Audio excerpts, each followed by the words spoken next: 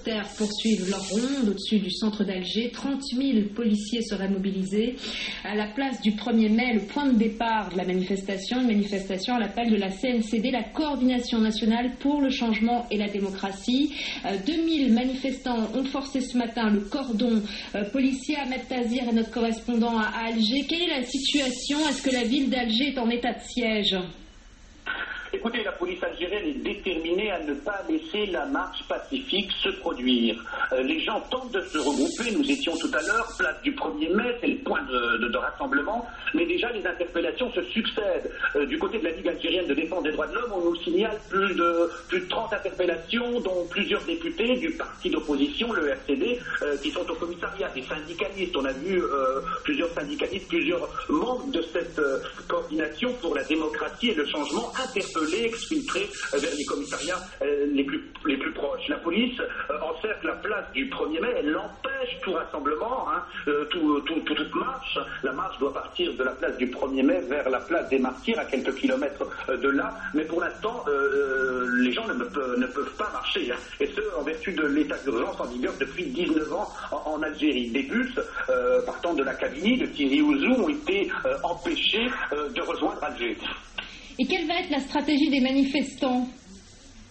Écoutez, les manifestants restent, pour l'instant ils sont toujours place du 1er mai, ils essaient de forcer le cordon de sécurité. On a vu, chose assez bizarre, une centaine de jeunes scandant par contre des slogans pro-Bouteflika. Bouteflika, ça n'est pas Boubarak, les Algérois, les Algériens avec Bouteflika.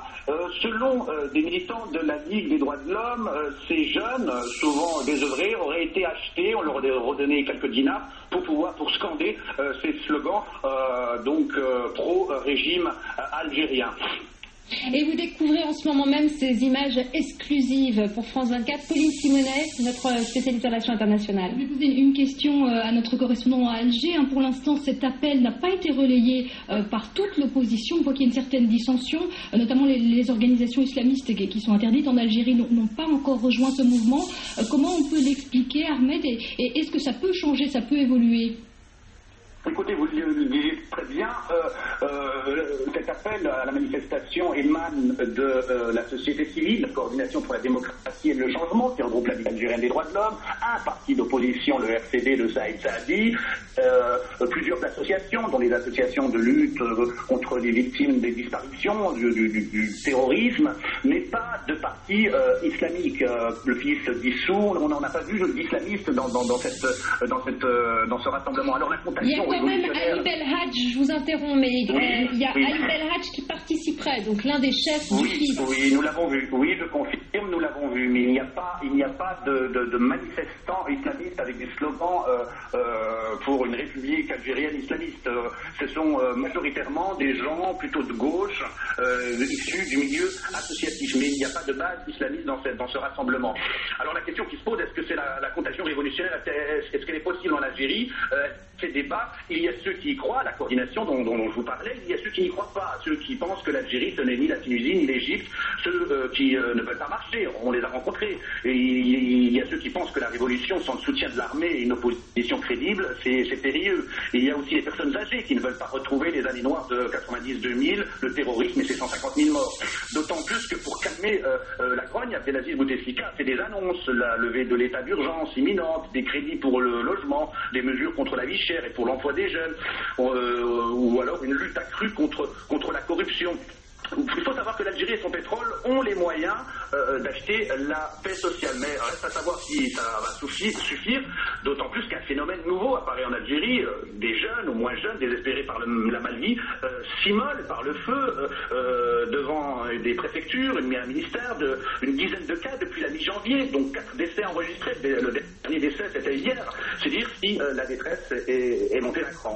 Et vous découvrez donc ces images exclusives pour France 24, Pauline Simonet.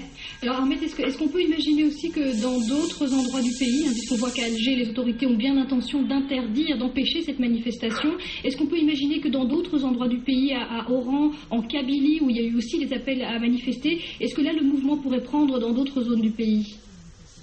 Écoutez, la répression policière est la même à Alger, que ce soit à Alger ou que ce soit dans les régions de l'Algérie, à Annaba. On nous signale plusieurs interpellations, une trentaine d'interpellations à Annaba. On nous signale également plusieurs dizaines d'interpellations à Oran, où une marche est organisée.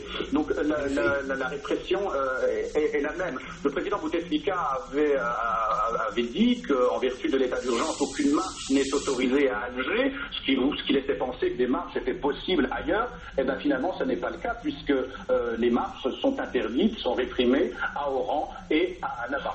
On avait appris que ceux qui ne pouvaient pas se rendre mettraient un drapeau à leur fenêtre. Est-ce que vous avez pu constater ce fait-là? Nous ne l'avons pas constaté. Nous ne l'avons pas constaté, nous étions autour des militants des droits de l'homme, des organisateurs de la coordination qui ont été empêchés de bouger, de forcer le cordon de sécurité pour aller à la place des martyrs. J'étais avec Ali Yahya Abdenour, un grand défenseur des droits de l'homme, ancien avocat également du Front islamique du Salut, 82 ans, il montrait ses mains, il avait été blessé par des policiers, c'est dire qu'on ne fait pas dans le détail, quoi. Merci beaucoup Ahmed Tazir et nous reviendrons bien sûr sur la situation en Algérie au cours de cette édition spéciale.